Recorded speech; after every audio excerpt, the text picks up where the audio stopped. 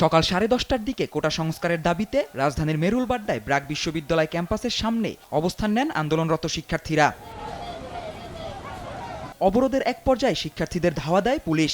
এ সময় প্রথমবার শিক্ষার্থীরা পিছু হটলেও পরে তারা পুলিশের দিকে তেড়ে আসেন। শিক্ষার্থীরা পুলিশকে লক্ষ্য করে ইটপাটকেল ছুড়তে থাকেন। পুলিশ ও শিক্ষার্থীদের মধ্যে পাল্টাপাল্টি ধাওয়া শুরু হয়। পরে বিক্ষুব্ধ শিক্ষার্থীরা পুলিশ বক্সে আগুন দেয়। এ সময় পুলিশ কাঁদানে গ্যাস ছুড়ে আন্দোলনকারীদের ছত্রভঙ্গ করার চেষ্টা করে। পরিস্থিতি নিয়ন্ত্রণে এক পর্যায়ে সাউন্ড গ্রেনেড নিক্ষেপ করে পুলিশ।